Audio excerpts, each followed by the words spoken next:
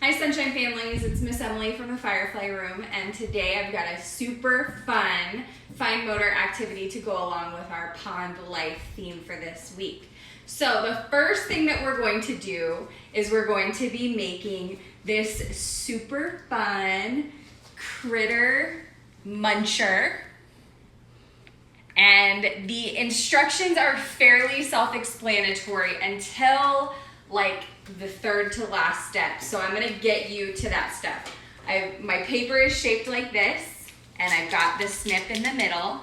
So what you do is you fold up half the paper to each side. I struggled with this step.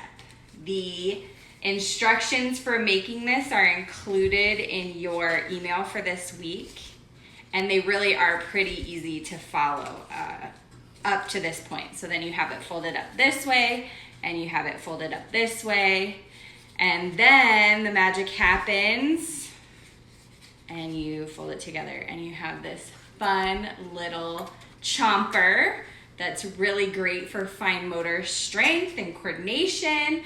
And if you really want to, you can give your critter some eyeballs if you have some pom-poms or googly eyes around the house, as sometimes you do. Obviously, I have pom-poms. It's one of those things. So, for the sake of our activity, we're going to call this a frog. If you don't want to make it a frog, that is fine. You can use some of your kitchen tongs. Same pinching motion. And some of our younger students might even do well to just grab them with this kind of pinching motion, or even 2 fingers. So now what we are going to do is we are going to make some food for our frog to eat. So we're gonna take half sheets of paper, and we're gonna work on our ripping skills again. We're gonna rip it into about 1-inch pieces and then crumple it up. It might be a little small, Izzy girl. That's okay, keep going. If they're much smaller than 1 inch wide, they might be a little hard for your frog to pick up. So about 1 inch is good. Nice job, Ben. Okay. Izzy's ripping all of her paper first, and then she's going to wrinkle them up. Crumple, I think is the word I was looking for. So we're gonna finish this, and then we'll be back with a couple of activities.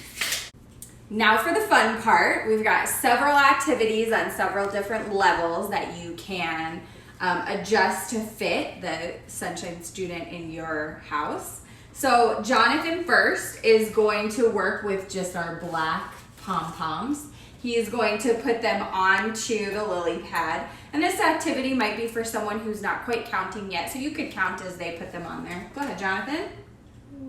1, 2, 3. And he can use the tongs also. 1, 2. Perfect. All right, so that's kind of one activity, a pretty basic one.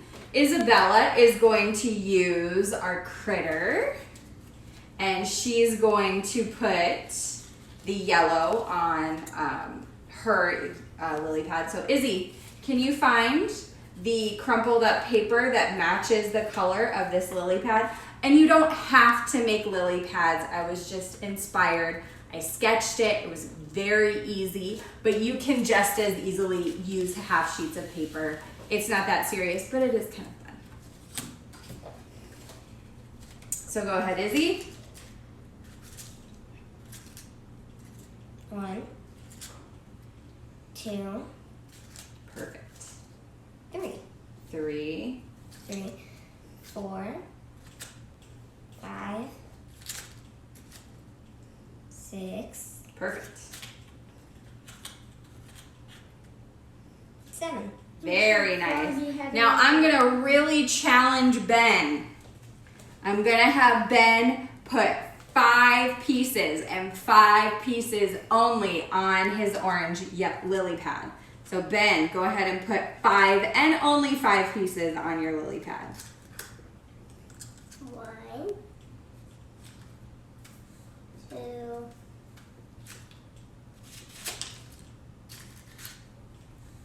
3,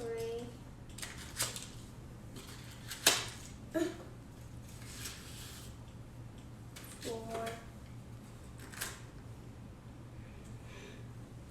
5. All right, very nice job. And that next I've got a game for all three of them to play together. So we're gonna reset and then come back with that. And for this final activity, we put all the colored pom-poms together. I've given each kid either a piece of paper to get that color from the pot or one of the lily pads. Jonathan has the tongs, Ben and Izzy have our creatures. And so when I say go, you're only going to take out the color of the paper or the lily pad that you have in front of you. And you could do this as a one-player game, just set up the lily pads or the paper around and they can choose each one one at a time. So you guys go ahead and do that. And go. And I have a few frog jokes for you. So, what do frogs wear on their feet? What? Open-toed shoes. Did you hear about the frog in the no parking zone? No. No? No. Yeah, it was really unfortunate. He got towed. And finally, what do you say to a frog when she needs a ride? What? Happened. Okay, hop in. All right, so I hope you enjoyed these activities and I hope to see you soon. Bye now.